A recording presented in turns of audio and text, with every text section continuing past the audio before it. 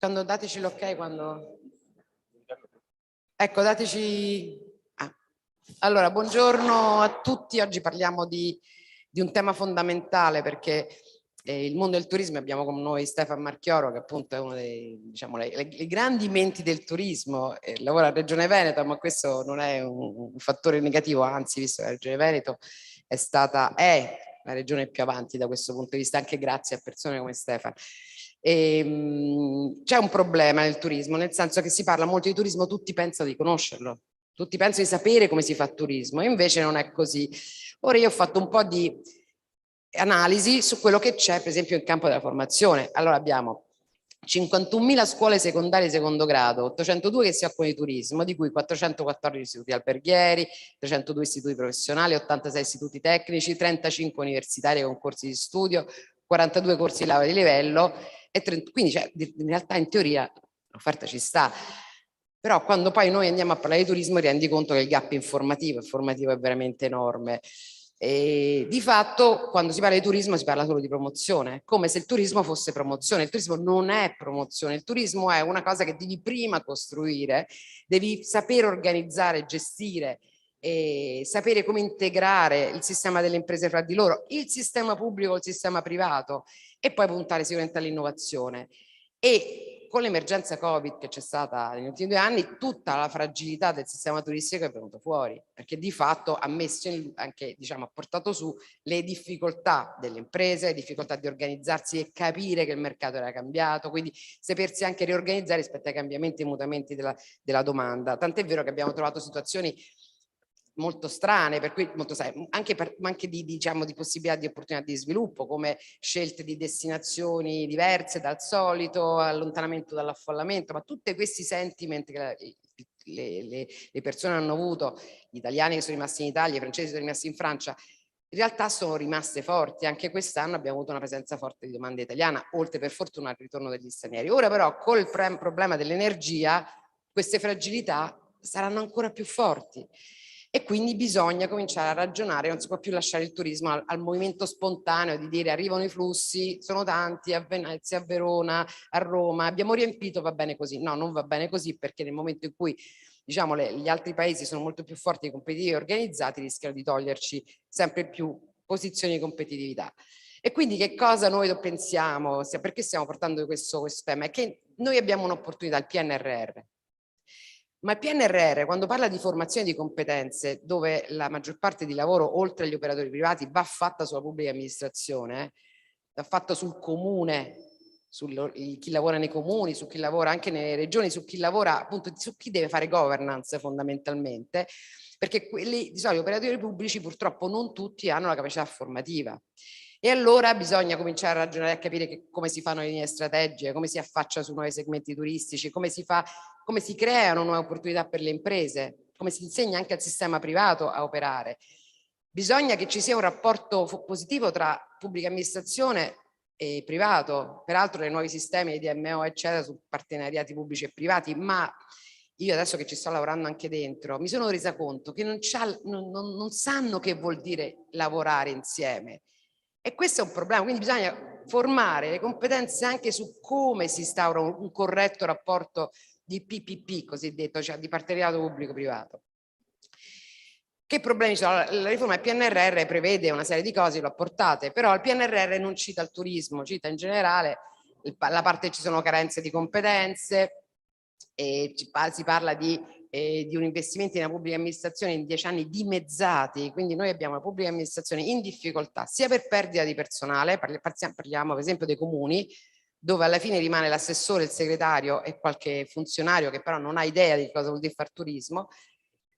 C'è stata una diminuzione della formazione, anche perché c'è tutto il problema dei crediti formativi, delle cose, cioè c'è stata una serie di strumenti anche abbastanza obsoleti per fare formazione, tanto che alla fine la pubblica amministrazione o entra negli cosiddetti ITS, dove però c'è una classe formativa antica, oppure alla fine non hanno convenienze anche lo stesso funzionario. Gli assi principali del PNRR prevedono l'accesso, la realizzazione del programma di riforma e investimenti sull'accesso per snellire più efficaci e mirate le procedure di selezione per favorire il ricambio generazionale nella pubblica amministrazione, spinge sulla buona amministrazione per semplificare norme e procedure, che è fondamentale, specie nel turismo, aumentare le competenze per allineare conoscenze e capacità organizzativa alle nuove esigenze del mondo del lavoro e di un'amministrazione moderna, e poi digitalizzazione, questo come strumento trasversale per realizzare queste riforme. Parlavamo prima del famoso DHS, sistema DNS che non funziona, cioè alla fine tutti usano un loro sistema, ognuno, e quindi alla fine non c'è capacità di interoperabilità. Quali sono i fabbisogni? Allora, i nodi sono che appunto c'è carenza di personale in generale e carenza di personale formato nelle pubbliche amministrazioni. Questa cosa genera ostacoli, per cui spesso la pubblica amministrazione non capisce cosa vuole il privato, o pensa che il privato va solo a avere il suo vantaggio e quindi di fatto poi blocca perché ha paura delle procedure, ha paura di fare delle attività, delle azioni che poi possono tornargli contro. Il nodo è fargli comprendere come si fa integrazione, organizzazione, come si riorganizza la filiera, come si facilita il lavoro della filiera del turismo, perché il turismo non è semplicemente l'albergo o il ristorante, è una filiera di servizi e di imprese molto grandi che comprende anche imprese di altri settori, soprattutto anche imprese di altri settori, e se tu non riesci a capire come devi organizzare il territorio rispetto alla filiera, rischi di sbagliare. Pensiamo a un piano urbanistico di un comune. Se io non organizzo la pianificazione urbanistica e l'organizzazione dei trasporti, sia in senso per i residenti chiaramente, sia in senso turistico, io rischio di creare delle azioni di collidere, di far collidere due mondi, per cui magari è un sistema di trasporti efficiente per i residenti ma non efficiente per i turisti o viceversa, e a quel punto si creano poi problemi, perché poi se una comunità di un luogo si trova a subire il turismo in modo negativo perché i servizi sono studiati più per i turisti oppure i servizi dei turisti vanno a incidere in termini di traffico, di posti, cioè, mi riferisco ad esempio a Roma con i famosi pullman turistici che bloccano intere aree della città.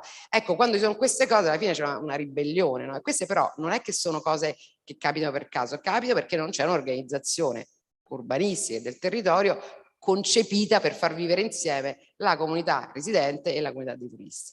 Il PNRR ha una serie di denari forti, ha un grande investimenti sulla formazione, ma bisogna andarsela a prendere, perché se il turismo, e su questo abbiamo fatto una riunione con le regioni, noi con Treccani, Treccani è una grande istituzione nazionale della cultura, eccetera, quindi si sta ponendo un obiettivo che è quello culturale, di far crescere l'Italia da questo punto di vista. Abbiamo aperto al tema del turismo. Se noi non facciamo in modo che la pubblica amministrazione chieda al PNRR di dotare, di dare gli strumenti formativi alle singole amministrazioni pubbliche, noi rischiamo che la formazione se la prendono altri e il settore del turismo come al solito rimane indietro. Bisogna quindi fare sviluppo di nuove competenze e fare supporto alle piccole amministrazioni, quelle minori, che è un tema del PNRR, perché appunto tu parli, magari Verona ce l'ha o Venezia ce l'ha, ma parli col comune del Brenta piuttosto che loro non hanno le competenze, e quindi su questo bisogna anche capire che tipo di formazione devi fare. Non puoi dargli la formazione in aula verticale, prima perché il turismo è un settore longitudinale, orizzontale, verticale, trasversale su tante cose. Secondo, magari la pubblica amministrazione ha un progettino che deve portare a casa e non ha le competenze. Che fa? Prende un consulente esterno, glielo fa fare il consulente esterno, loro non crescono, il consulente esterno, vabbè, mi sta bene che guadagni pure del denaro, però alla fine non rimane nulla dentro. Invece bisogna cominciare a concepire anche formazione on demand, pillole. Ti serve una cosa, ti do le dritte per poterla fare, ti faccio vedere come le hanno fatte altri comuni, altre cose, in modo che tu puoi fare le cose in modo corretto e portare. Quindi gli obiettivi, noi pensiamo che gli obiettivi del PNRR siano sempre in linea con quello che serve al turismo, e oggi ne parliamo con Stefano perché abbiamo bisogno che le regioni prendano parte, facciano qualche modo per andare al tavolo del Ministero, della Ministero della Funzione Pubblica, eccetera, perché occorre chiedere che questo grande capitolo, sono tanti milioni, adesso non so se l'ho riportati come soldi, no, non l'ho riportati, ma insomma si parla di milioni e milioni di euro, proprio dedicati a questo aspetto. Allora, o riusciamo insieme il mondo del turismo, io sono da poco e lavoro con Treccani, prima venivo dalle camere di commercio, ho lavorato con loro, eccetera, o cominciamo insieme, tutti insieme, ad andare a chiedere che ci sia un'attenzione verso le difficoltà della pubblica amministrazione, verso appunto su come gestire e organizzare il turismo, oppure noi rischiamo di perdere assolutamente questo treno, che la formazione vada a tutti i tecnici informatici, mi sta pure bene, ma non si risolve col tecnico informatico le problematiche. Dietro al tecnico informatico deve essere chi ragiona, chi organizza, chi pensa a che cosa vuol dire gestire un territorio. Noi continuiamo a pensare che se abbiamo una bella fontana la gente va a vedere una bella fontana. Non è così, perché le belle fontane sono in tutto il mondo, i bei monumenti sono in tutto il mondo. Allora la fontana, perché abbia valore, deve avere un sistema intorno che fa in modo che quella fontana abbia valore. Nella mia professione di qualche mese fa avevamo fatto un piccolo cosa, abbiamo visto che c'è un attrattore, per esempio lo Sferisterio di Macerata, per parlare di una cosa musicale importante come un attrattore culturale. Nessun hotel intorno ne parla, ne mette l'evento quando ci sta il festival, eccetera. Che cosa significa questo? Significa che noi andiamo sempre in parallelo e lì il collante della pubblica amministrazione è importante, e se non c'è questo alla fine vai un sistema turistico che va su un certo tipo di mercato, i sistemi degli attrattori e del territorio che va su un altro, e non parlandosi alla fine si creano quelle situazioni per cui appunto sì, magari si riempie perché la gente interessata alla musica alla fine è prenota all'albergo, ma non c'è un sistema che sposi questa cosa, e l'unico che può farlo è l'amministrazione pubblica. Qua chiudo con i fabbisogni formativi: sviluppare competenze che consentano alla governance pubblica di accompagnare le imprese nell'integrazione destinazioni turistiche e prodotta a trattori locali, dotare le amministrazioni locali di una cassetta degli attrezzi, dobbiamo aiutarli e supportarli. Io parlo con dei segretari comunali che non hanno idea, che magari sbagliano la delibera perché non sanno magari alcune cose. Devi dargli una cassetta agli attrezzi, non puoi lasciarli da soli a fare queste cose. Approfondire recenti innovazioni normative, analizzare le implicazioni e le opportunità per i territori, stanno cambiando, anche le norme cambiano, sono veloci. Bisogna capire come approfittarne, non guardare solo al settore turismo, ma a tutte le applicazioni che ci possono essere. Favorire l'uniformazione dei saperi e l'adozione di prassi di lavoro comune, dobbiamo farli lavorare insieme, cioè se c'è un caso buono che ha lavorato bene, ha fatto una cosa bene, infatti oggi parlavo con lui, mi sto facendo dare delle dritte perché sto diventando la destination manager di un'area vicino a Roma. Ho detto dimmi alcune cose, io questo caso qui lo voglio portare in Regione Lazio, voglio prendere, funziona, va bene, ma perché devo inventarmene un altro? Ma così purtroppo in Italia ognuno si inventa dal piccolo comune alla regione una cosa diversa. In questo modo le cose non si parlano mai tra di loro. Peraltro nel sistema informatico l'interoperabilità, voi capite il marasma, perché poi devi spendere ancora più soldi, perché devi cambiare i sistemi per rendere interoperabili, magari c'è una legge che dice devi essere interoperabile, allora lo fai, oppure c'è un sistema informatico molto evolutivo e poi ti fai mandare le cose in PDF, no? I documenti in PDF anche per i bandi, per le cose eccetera. Allora lì tu dici ma se poi li devo ristampare, ma che cosa ho fatto l'informatica? Se poi devo abbattere alberi perché alla fine i documenti esistono informatici e sono inviati in modo informatico, ma in realtà la procedura burocratica è la stessa. Invece di mandarli per raccomandata, ce l'ho per il sistema di informatica così. E poi la roba la devo stampare, la devo leggere, non posso leggerla in un certo modo perché i documenti fatti così non li posso riutilizzare e così via. Quindi acquisire la cultura del dato, anche questo, parlavamo di osservatorio, no? Il problema dei dati è fondamentale per qualsiasi settore economico, ma nel sistema pubblico si fa solo un certo, non sanno nemmeno che vuol dire. Io poi parlo del Veneto, dove abbiamo appunto una competenza per fortuna e cultura di altissimo livello e che fa da capofila, però in genere è così. Acquisire competenze specifiche sugli strumenti digitali, appunto, cioè che cosa serve lo strumento digitale? Non per avere un file PDF, serve per appunto togliere il lavoro alle persone che possono liberarsi da una serie di cose, perché a livello informatico c'è un'organizzazione di uno strumento utile e poi chiaramente poterlo utilizzare quel tempo quindi per usare la testa, per riflettere e ragionare. Coniugare le offerte turistiche con politiche legate alla sostenibilità ambientale e all'accessibilità, che è un altro tema fondamentale in questo momento anche di energia, cioè l'ho fatto, e adesso, e quindi poi guardare le varie opportunità di finanziamento. Basta Stefano, mi sono allungata, io adesso vorrei, ho chiamato Stefano perché è la persona più in gamba da questo punto di vista. Buongiorno a tutti anche da parte mia. Beh, in realtà diciamo con Flavia Coccia c'è piena coincidenza e sovrapposizione di pensiero, quindi eviterò di ripetere cose che sono già state molto ben dette. Voglio riflettere su questo. Nel sistema turistico italiano c'è un problema di cultura del turismo, come accennavi tu. C'è anche un sistema turistico che da un lato ha vissuto a lungo, anche in Veneto, molte rendite di posizione, i turisti arrivavano, Dall'altro lato c'è un sistema che dal 2008 in poi, crack Lehman Brothers, crisi economica, eccetera, e poi appena si era ripartiti il tema della pandemia e oggi, come dire, guerra in Europa, crisi energetica e crisi probabilmente anche economica. Quindi c'è un doppio binario. Ma già prima di tutto questo c'erano i segnali che il turismo, pur crescendo molto nel nostro paese in termini numerici, aveva dei problemi. Alcuni li hai ricordati tu, l'overtourism, non solo nelle grandi città, Venezia, Verona, Roma, Milano, eccetera, Napoli o Barcellona, ma anche, ad esempio, tema locazioni non governate anche in alcuni centri storici. C'è un tema a volte di sostenibilità sociale in relazione a questo, ma quello di cui non si parla mai rispetto alle imprese che dovrebbero averne piena percezione è il problema, come dire, di una sostenibilità economica, perché la dipendenza ormai dalle online travel agencies è fortissima. Io non demonizzo affatto, loro fanno il loro mestiere.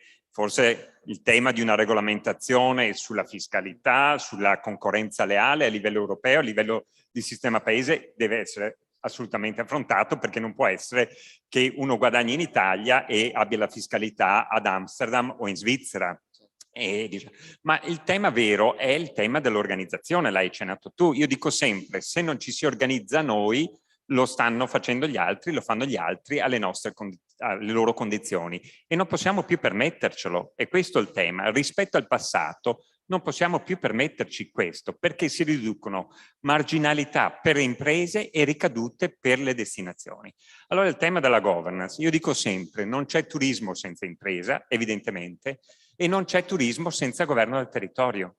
E qui creare questa cultura della governance turistica è importante.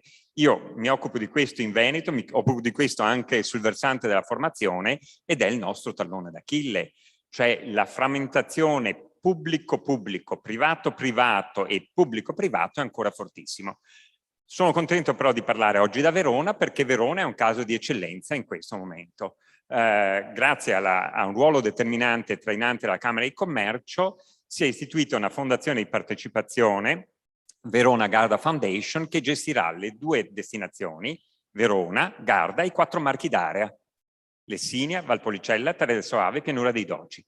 Ecco, è tutto da venire, però ci sono le premesse e qui, diciamo, confermo il fatto, anche da formatore, che ci vuole formazione a tutti i livelli del turismo. Negli anni '80 l'Organizzazione Mondiale del Turismo ci rimproverava il fatto che non c'era alta formazione del turismo. C'erano le scuole alberghiere, io sono figlio di un maître che ha fatto 50 anni, come dire, in giro per l'Europa e sulle navi da crociere, ad Abano, a Cortina, a St. Moritz, eccetera, e però oggi quella, diciamo, non c'è più quel tipo di professionalità e non ne abbiamo acquisita altra. Vediamo le difficoltà delle imprese, come dire, a trovare, diciamo, forza lavoro. C'è un tema di appeal delle professioni, c'è un tema anche di garanzie. Io ad esempio credo che il tema della stagionalità vada ripensato anche nel turismo, perché io non investo come persona nel turismo se continuamente devo spostarmi oggi da una località all'altra. E c'è un tema dell'alta formazione, della formazione universitaria e della formazione post-universitaria. E su questo va fatto un po' d'ordine, anche rispetto alla formazione finanziata, perché la formazione deve servire per chi la frequenta e per le imprese o per le destinazioni. Non deve servire a chi lo organizza o a chi fa il docente. Ecco, questo è il tema vero, la sfida vera. Ecco, io credo che da questo punto di vista la cultura della governance sia una cultura assolutamente importante. Perché come dici tu, come dire, il tema è una gestione di un sistema organizzato, le cui ricadute coinvolgono le comunità ospitanti. Ecco, nel tema della governance oggi non si può, ad esempio, prescindere dal coinvolgimento delle comunità ospitanti, perché devono percepire il turismo come bene comune. Mi fermo qui perché... No, sono assolutamente d'accordo. Io non so se abbiamo Rossella Calabrese online. Ce l'abbiamo una persona online. Si chiama... Allora, intanto volevo salutarvi, sono Robert Piattelli, coordinatore scientifico, seguirò queste 3 giornate, lei ha anche la funzione della mia infermiera, è stata per questi 2 giorni, insomma, che è stata bravissima. Io ho voluto fortemente questo slot, Stefano, che ti ringrazio tantissimo, con il contributo di Treccani Accademia, che fa parte, diciamo, di un ecosistema, quello Treccani, che è formidabile a livello di contenuti.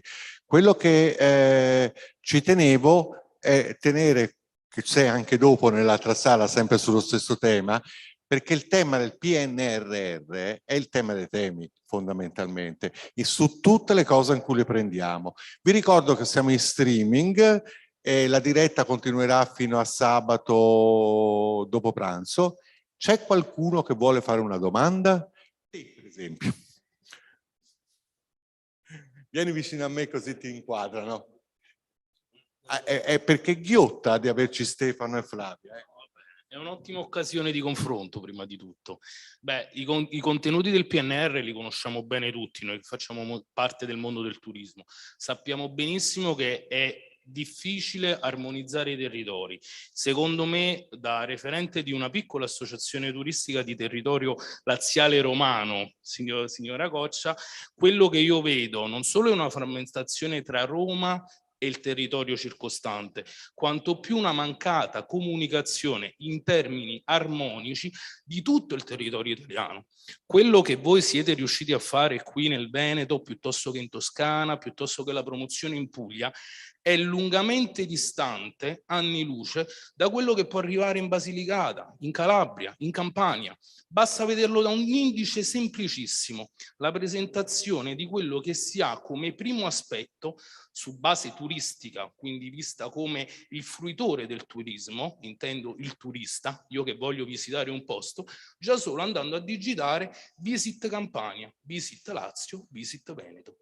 Già questo, il famoso biglietto da visita, crea un mancato coordinamento in termini di lettura e comunicazione tra le regioni. Se il governo, se le amministrazioni riusciranno a fare, ad armonizzare già solo questo singolo processo, io penso che l'Italia nel mondo possa diventare e divenire di nuovo fautrice di nuovi interessi. Allora, intanto ti invito domani alle 10, perché c'è Regione Lazio che ha uno slot proprio sulle DMO, che sono figlie di una legge regionale e di un regolamento regionale e di un bando che Regione Lazio, lei è anche dentro una DMO che è quella di...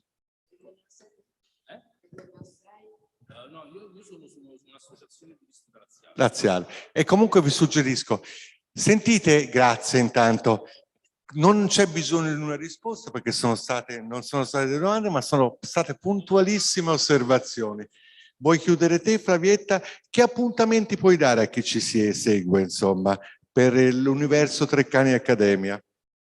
Oggi alle 4, oggi pomeriggio abbiamo un altro appuntamento alle 4:20 e parleremo proprio molto più specifico dei percorsi formativi, di quelli che stiamo immaginando. Peraltro anche stiamo richiedendo collaborazione. L'idea è non andare da soli, è cominciare a condividere, sapendo io conosco il turismo da 30 anni, so chi sono i soggetti più attivi e più bravi. Ecco, coinvolgere le grandi competenze, le grandi personalità che sanno raccontare, perché vorremmo formare una nuova classe di manager del futuro e dandogli le corrette indicazioni. E questo, quindi oggi alle 4:20 parleremo anche di questo e parleremo anche di quello che vogliamo fare per la pubblica amministrazione, come ci stiamo offrendo al mondo della pubblica amministrazione. Peraltro con tanti sistemi, appunto, non dobbiamo guadagnare soldi, ma se per esempio ci fosse un sistema connesso, regioni, camere di commercio, con dei voucher alle imprese in questo momento di difficoltà per fare formazione, perché se tu gli dici chiaramente la formazione non è gratis,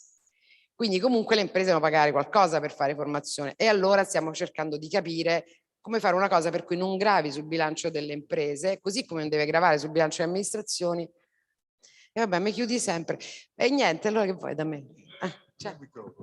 Prima della chiusura di Stefano, scusami, www.treccaniaccademia.it è semplice, c'è un canale formidabile. Treccani Accademia è il nostro, anche ha patrocinato per la prima volta questa edizione. Noi siamo molto molto orgogliosi, insomma, di questo. Insomma. Stefano, a te invece che appuntamenti dai per questi argomenti? Ma in realtà, al di là degli appuntamenti, l'invito è al sistema delle imprese delle destinazioni del Veneto, con la prossima programmazione politica e coesione 2021-2027, un obiettivo importante, la trasformazione delle destinazioni del Veneto in Smart Tourist Destination, cioè l'utilizzo delle ICT per tutto ciò che rende semplice e fruibile la visita dei nostri territori. Viva il Veneto allora, facciamo un applauso, sono stati molto bravi e molto coraggiosi, perché fare questo slot alle 9:30 che la gente ancora beve il caffè, però abbiamo una buona audience della diretta, questo spero che vi faccia piacere.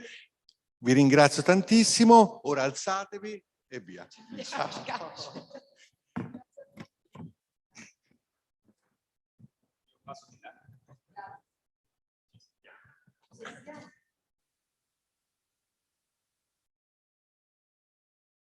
C'è già, dimmi te quando sei online.